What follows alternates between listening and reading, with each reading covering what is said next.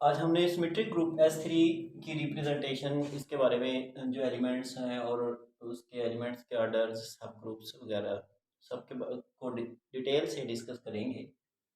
सबसे पहले मैं S3 की जनरेटिंग फॉर्म लिखता हूँ। S3 को लिखा जा सकता है A generated by A comma B such that A cube is equal to B square is equal to identity and BA is equal to A inverse B। ये इसकी जनरेटिंग फॉर्म है कि इसके दो दो एलिमेंट से ये जनरेट होता है। दो डिफरेंट एलिमेंट्स, एक A और B है। फर्स्ट एलिमेंट A का ऑर्डर 3 है और B का ऑर्डर 2 है और इसमें BA जो है वो A इनवर्स B के इक्वल होता है।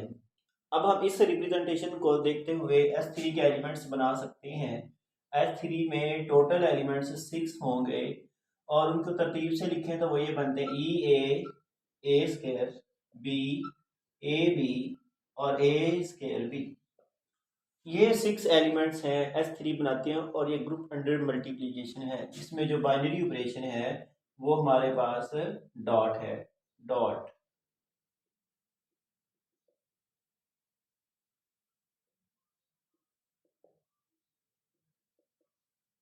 मल्टीप्लिकेशन। इसमें हमें पता है कि हर ग्रुप में आइडेंटिटी का ऑर्डर जो है वो 1 होता है। सबसे पहले हम इसके ऑर्डर्स फाइंड करते हैं। Orders of elements of S3, orders of elements. Her group में आइडेंटिटी का ऑर्डर जो है 1 होता है और जनरेटिंग फॉर्म में दिया हुआ है A क्यूब 1 के इक्वल है। इसका मतलब A का ऑर्डर भी हमारे पास 3 होगा और B स्क्वायर आइडेंटिटी के इक्वल है, B का ऑर्डर भी हमारे पास 2 होगा। 3 एलिमेंट्स के ऑर्डर हमारे पास आ गए हैं और बाकी एलिमेंट्स के ऑर्डर हमने फाइंड करने हैं। सबसे पहले हम ए की बात करें, ए स्क्वायर की बात करें तो हम इधर से देख सकते हैं, we can see that A dot A square which is equal to A cube और एक जनरेटिंग फॉर्म में दिया हुआ है ए क्यूब आइडेंटिटी के इक्वल है which is equal to identity.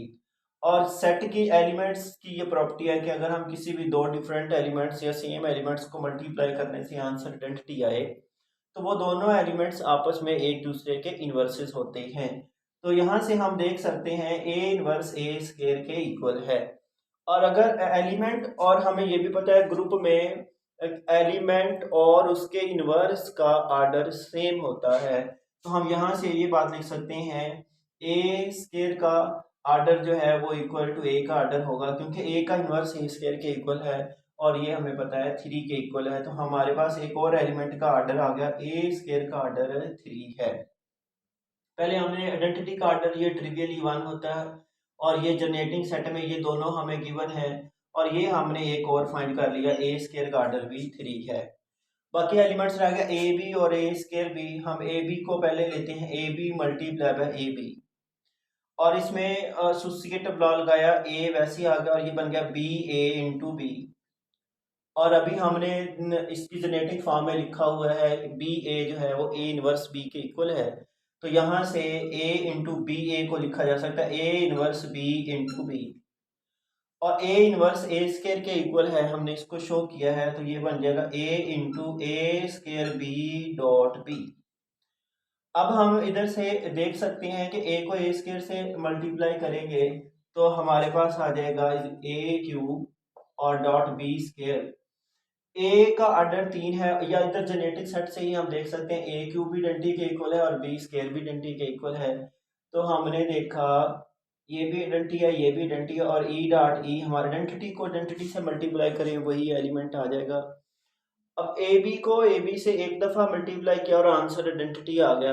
इसका मतलब हमने इसको एक दफ़ा इसको हम इसको लिख सकते हैं A B square is equal to identity. This implies that order of A B is equal to 2। By definition of order के हमारे पास क्या है, इफ ए की power N is equal to identity हो तो ए का ऑर्डर हमारे पास क्या होगा, एन होगा। N is least number where n is least positive number for which A की power n is equal to identity. Last element हमारे पास ए स्केयर बी है, हम उसको भी इसी तरह चेक कर सकते हैं। ए स्केयर बी का स्केयर लिया, वो हमारे पास आ जाएगा A square B dot A square B. ये हमारे पास आ जाएगा A square into B A square B. ये वही तरतीब आ गई, बी ए इनवर्स के बी के बराबर है, और बी ए स्केयर किसके बराबर होगा, ये आ जाएगा ए स्केयर का इनवर्स इंटू बी। इस B A is equal to A inverse B का मतलब ये है कि बी के साथ जो भी एलिमेंट मल्टीप्लाई हो रहा है उसको कम्यूट करते हुए उसका इनवर्स इधर आएगा। अब यहाँ पे ए स्केयर बी के साथ मल्टीप्लाई हो रहा था बी ए स्केयर, तो जब हम इसको कम्यूट करवाएंगे तो ए स्केयर का इनवर्स बन गया, और ए का इनवर्स ए स्केयर है। जब दो एलिमेंट को आपस में मल्टीप्लाई करें और आंसर आइडेंटिटी आए तो फर्स्ट का इनवर्स सेकंड होगा, सेकंड का इनवर्स फर्स्ट एलिमेंट होगा।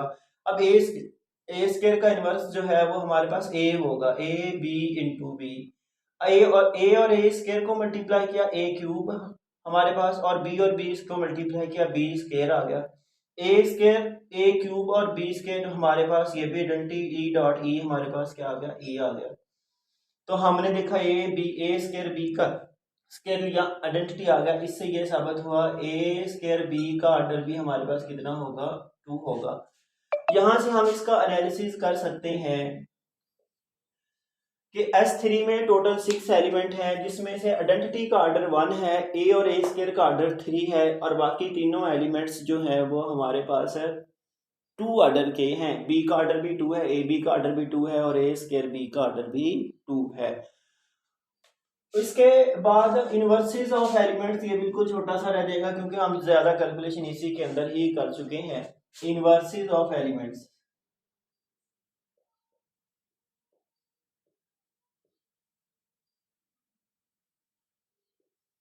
इन एलिमेंट्स के इनवर्सेस आइडेंटिटी, पहला एलिमेंट आइडेंटिटी का इनवर्स हमारे पास आइडेंटिटी ही होता है, और हम इधर से शो कर चुके हैं कि ए का इनवर्स ए स्केयर है और ए स्केयर का इनवर्स ए है। तो हम लिख सकते हैं ए का जो इनवर्स है वो ए स्केयर के इक्वल है, और ए स्केयर का जो इनवर्स है वो ए के इक्वल है।